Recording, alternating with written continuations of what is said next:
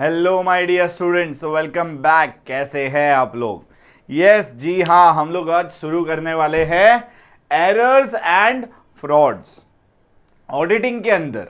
देखो, it is incidental function objective कि हम लोग जब true and fair view statement ढूंढते हैं कि whether that statement, balance sheet, financial statements हमारे ट्रू एंड फेयर व्यू वाले हैं या नहीं, तो वो ढूंढते वक्त हम लोग एक चीज क्या करते हैं, ऑटोमेटिकली उसका बाय प्रोडक्ट है कि हम लोग उसमें जितने भी एरर्स होते हैं या फ्रॉड्स होते हैं वो ऑटोमेटिकली हमको पता चलते हैं।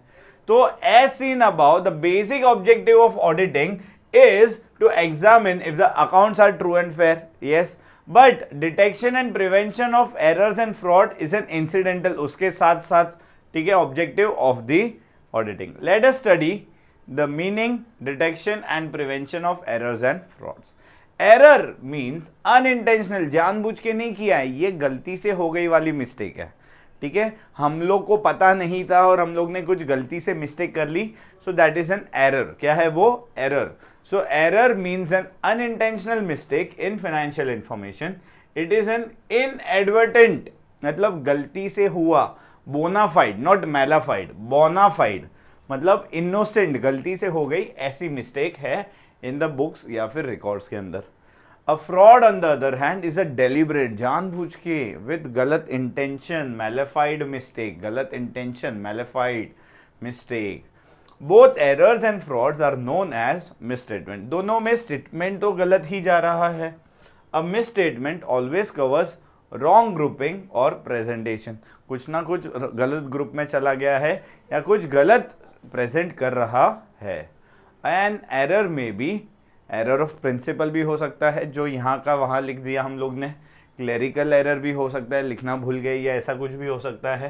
ठीक है, क्लैरिकल एरर में बहुत सारी चीज़ें आती है, जैसे कि एरर ऑफ ओमिशन, लिखना ही भूल गए हम लोग, error of commission, compensating error and error of duplication.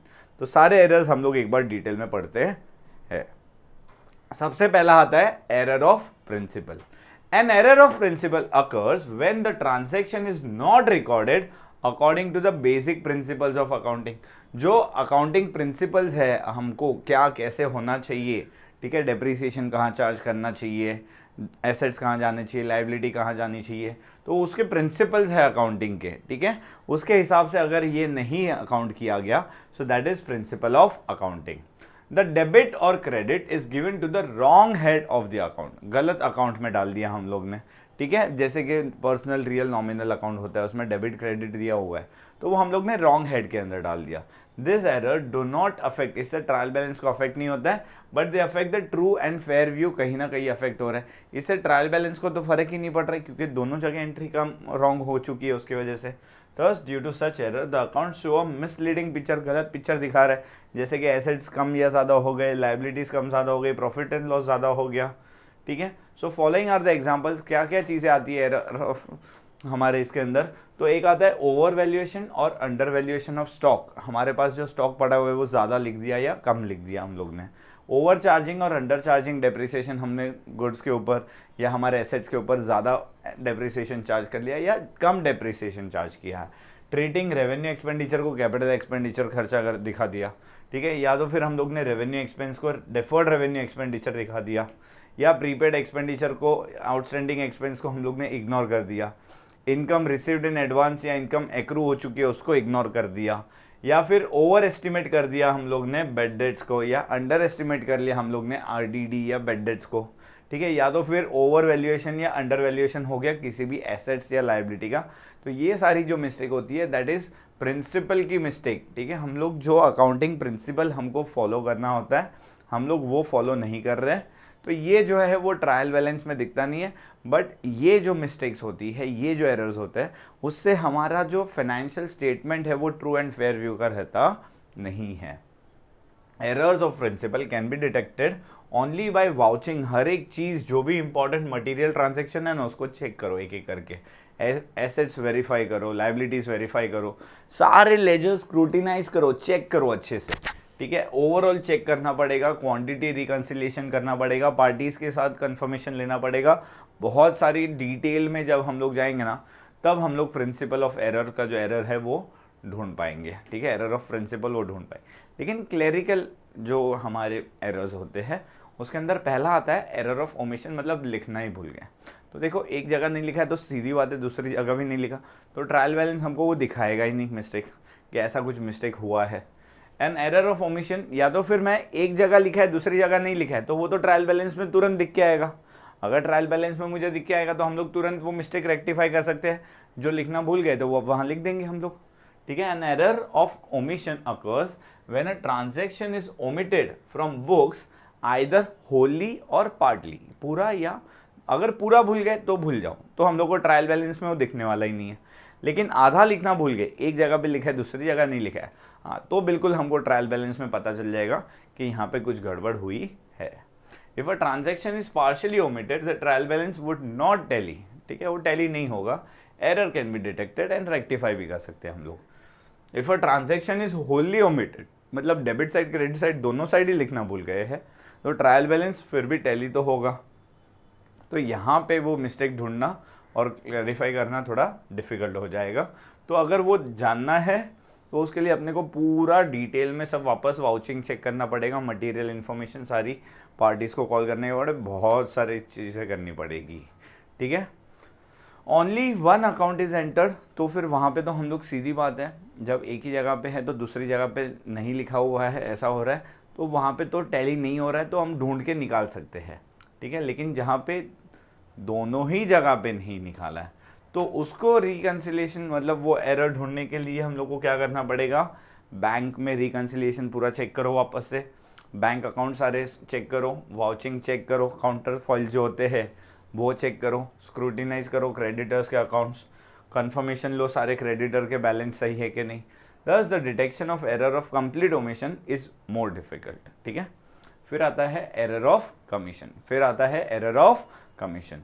An error of commission occurs when a transaction is entered in the books but wrongly, ठीक है, बुक्स में एंटर हो गए लेकिन गलत तरीके से, या तो वो मैथमेटिकल एरर है, या तो वो कास्टिंग एरर है, या तो पोस्टिंग एरर है। देखो मैथमेटिकल एरर में तो हम लोग अमाउंट ही रॉन्ग डालना भूल गए, कास्टिंग एरर में जब हम लोग बैलेंस ट्रांसफ़र कर रहे हैं तब हम लोग ने वो मिस्टेक कर दिया, एंड पोस्टिंग एरर में जब हम लोग लेजर्स में पोस्टिंग करते हैं तब हम लोग से कुछ मिस्टेक हो गया, ठीक है। तो yes, mathematical error of calculation may occur in the voucher, books, ledger, trial balance, ठीक है। इन सेल्स बिल हम लोग ने 100 में 10 रुपीज़ में भी कैलकुलेटेड एज 10,000 इंस्टेड ऑफ 1,000, ठीक है। तो 100 रुपये के 10 थे, 10 रुपये के 100 नंबर्स थे, तो उसको हम लोग का बिल होता था 1000, वो हम लोग ने गलती से लिख दिया 10,000, ठीक है। सिंस द ओरिजिनल एंट्री तो रॉन्ग है अमाउंट की, ठीक है, तो टैली तो होगा अपना। सच एरर कैन बी डिटेक्टेड, कि भाई हम लोग चेक करेंगे कि पैसा कितना आ रहा है, पार्टी के अकाउंट में कितना जमा हो रहा है, ठीक है।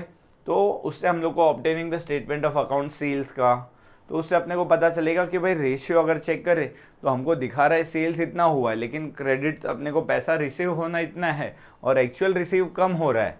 तो वो सब चीज़ें जब हम लोग सारे तार जोड़ेंगे तो पता चलेगा उड़ी बाबा यहाँ पे तो गड़बड़ है, वही ऑडिटिंग में होता है। उसके बाद आता है कास्टिंग एरर। क्या आता है? Casting error, that is errors in totalling. यहाँ पे टोटल करने में, कैरी फॉरवर्ड करने में, ठीक है, एक्सटेंशन करने में हम लोग ने कहीं पे कुछ मिस्टेक कर दिया है। May occur in the day to day books जो होती है, लेजर्स होते हैं, तो ट्रायल बैलेंस में ये सब में ये छोटी मोटी गड़बड़े होती रहती है। Thus in sales register while totalling all the bills of the month 1000 may be taken as 10,000. Thus the amount में posted 10,000 will be more by 9,000. अगर 10,000 लिखा है हमने जो, तो वो 9,000 ज़्यादा लिख दिया हम लोग ने, as compare to the amount debtor से लेना था अपने को 1000, ठीक है। तो डेटर के अकाउंट में तो 1000 गया, लेकिन यहाँ पे सेल्स में गया अपना 10,000, तो इसकी वजह से हमको दोनों अकाउंट जब हम लोग टैली करेंगे तो पता चल जाएगा कि भाई यहाँ पे 9,000 का डिफरेंस आ रहा है। उसके बाद आता है posting errors. Posting errors occur while posting amounts from register. हम लोग क्या करते हैं, रजिस्टर में से लेजर में अमाउंट जब पोस्ट करते हैं, सेल्स बिल में 1000 था, may be posted to mister A's account, ठीक है। ये किसका था? Mister A's account 10,000, same account में गया लेकिन अमाउंट रॉन्ग चला गया, और posted on the credit side instead of debit side of A, कि भाई क्रेडिट साइड लिख दिया हम लोग ने, देना है की जगह पे लेना है हो गया। फिर आ गया मिस्टर बी के अकाउंट में लिख दिया, और the sales bill of 1000 may be posted in the sales account for 10,000। ठीक है, जो सेल्स बिल था उसको 10,000 posted on the debit side instead of credit, posted दूसरे अकाउंट में चला गया। ठीक है, और posting on the wrong side हो गया, will affect the trial balance and can be detected. ये जो भी मिस्टेक होती है ये सब ट्रायल बैलेंस में अपने को दिख जाती है और ये सब हम लोग डिटेक्ट कर सकते हैं। The error of posting into wrong party can be detected through ledger scrutiny, कि अगर हम लोग ने किसी गलत इंसान के अकाउंट में लिख दिया है तो वो तो हम लोग उसका लेजर चेक करेंगे तो पता चल जाएगा कि हाँ भाई यहाँ पे मिस्टेक हो गई है, या फिर प्रीवियस ईयर के साथ या सेल्स के साथ हम लोग कहीं ना कहीं कंपेयर करेंगे तो हमको अपना जो भी यहाँ पे एरर हुआ है वो पता चल जाएगा। अब ये जो मिस्टेक होता है ना कंपेंसेटिंग, ये थोड़ा ढूंढ पाना मुश्किल होता है। Compensating error occur when the effect of one error is compensated by the another error, मतलब एक गलती हुई वो दूसरी गलती की वजह से छुप गई। ठीक है, तो वो कंपेंसेटिंग एरर होता है। Thus one error cancels the effect of the another error and there is no final net effect on the accounts. Accounts पे कुछ फर्क पड़ा नहीं, क्योंकि एक अगर हम लोग डेबिट करना भूल गए थे और दूसरा हम लोग जो डेबिट नहीं करना था वो डेबिट कर दिया तो वो कंपेंसेट हो गया। For example, one sales bill number 12 for 1000 on A is posted into B and another sales bill number 22 for 1000 on B is posted into A. ठीक है, एक दूसरे के अकाउंट में पोस्ट हो गए। सो पोस्टिंग एरर एक दूसरे को उन्होंने कंपेंसेट कर दिया। क्या किया? Compensated by the posting error in the second bill. This error cancel each other and do not affect trial balance को तो कुछ फर्क ही नहीं पड़ा। These errors though difficult to trace can be detected by vouching करो, हर एक vouchers check करो, statements check करो, कंफर्मेशन लो सारी पार्टी से, कौन से डेट को, कौन से गुड्स, कितना अमाउंट, ठीक है, कितनी क्वांटिटी, सब चीज़ें, तब जाके हमको ये एरर पता चल सकता है। उसके बाद आता है error of duplication. Error of duplication occur when a transaction is recorded twice in the book of original entry में 2 बार लिख दिया है। The posting is also done twice, यहाँ पे posting भी 2 बार हो चुकी है। Thus a sales bill for 1000 on A may be recorded in the sales register, 2 bar record हो गया है। Such an error would not affect the trial balance को कुछ फर्क नहीं पड़ेगा। An error of duplication can be detected, careful, proper voucher check करने पड़ेंगे, लेजर, क्योंकि अगर हमको सेल्स दिखा रहे हैं डबल, ठीक है भाई, क्रेडिटर से पैसे तो इतने डबल आ नहीं रहे अपने को डेबिटर से, तो फिर यहाँ पे 2 बार क्यों सेल्स इतना ज़्यादा दिखा रहा है जबकि पैसे तो इतने आ नहीं रहे। तो केयरफुली अगर हम लोग वाउचर्स चेक करेंगे तो अपने को पता चलेगा कि यहाँ पे अपना डुप्लीकेशन का एरर हो चुका है। ठीक है, उसके बाद होते हैं कंफर्मेशन फॉर पार्टीज, से अपने को पता चल जाता है। Detection of error if the trial balance does not tally, अगर ट्रायल बैलेंस टैली नहीं हो रहा है तो हम लोग कौन से एरर डिटेक्ट कर सकते हैं और कैसे कर सकते हैं। So auditor should adopt the following procedure if requested to help in detecting errors when the trial balance do not tally. अगर ट्रायल बैलेंस टैली नहीं हो रहा है तो सीधी बात है वहाँ पे तो अपने को मालूम पड़ जाएगा सिंपल तरीके से। सो फर्स्ट होता है check total of both the sides, the difference may be due to an error while taking the totals of the amount, column का टोटल लेते हो शायद कुछ प्रॉब्लम हो गया। Match nature and balance of account, कि कौन सा अकाउंट है, ठीक है, और उसका कितना कितना बैलेंस है वो मैच करो कि भाई बराबर हो रहा है। कि सेल्स का सामने डेटर के अकाउंट के साथ मैच करो, ठीक है, कैश रिसीव हुआ है उसके साथ मैच करो sales. So check that accounts which should normally show debit balance, अगर कहीं पे उसका क्रेडिट बैलेंस तो नहीं गलती से लिख दिया है। Accounts which should not show credit, कि भाई बैंक बैलेंस, वो तो क्रेडिट नहीं होता है ना, वो तो अपने पास बैंक बैलेंस तो एसेट्स पड़ा होना चाहिए, डेबिट होना चाहिए, फिर भी अगर वो क्रेडिट बैलेंस दिखा रहा है तो ये एसेट्स और इनकम और ये सब एक बार चेक कर लो कि भाई गलत चीज़ गलत जगह पे तो कहीं नहीं लिख दिया अपन ने। ठीक है, assets such as cash, plant and machinery, debtors show the debit balance ही होना चाहिए, ये लोग का कभी भी क्रेडिट बैलेंस नहीं होगा।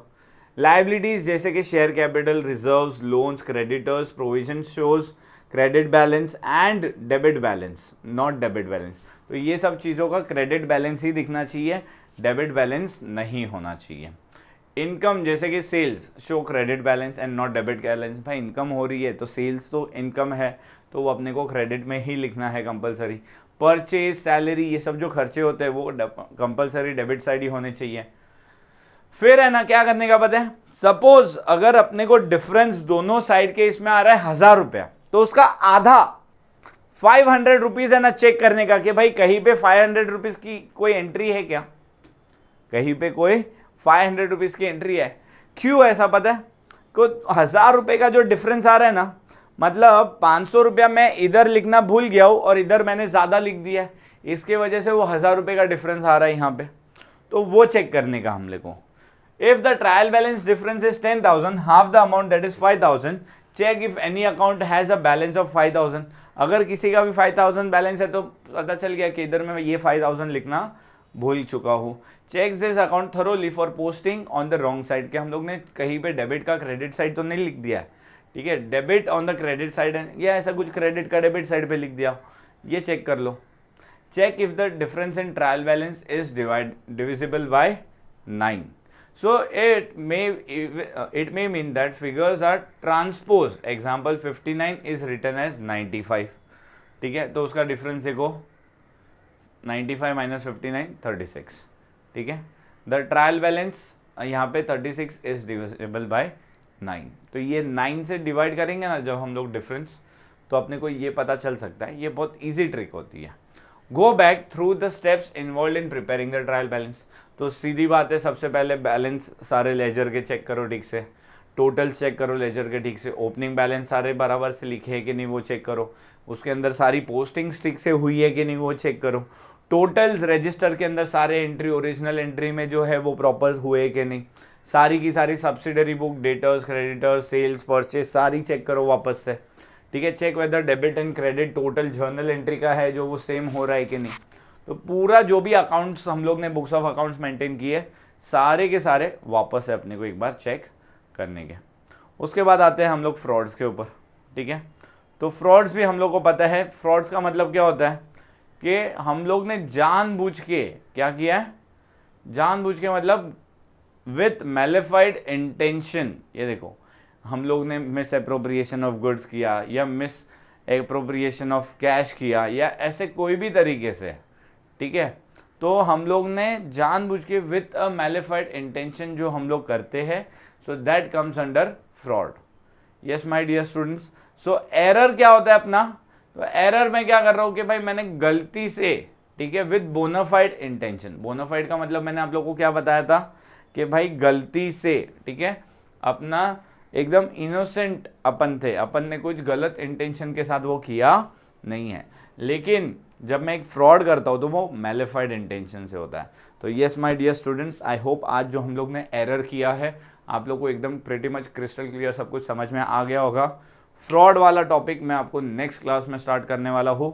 सो अगर ये वीडियो अच्छी लगी हो तो लाइक करो, शेयर करो और चैनल को सब्सक्राइब करो। Thank you so much my dear student.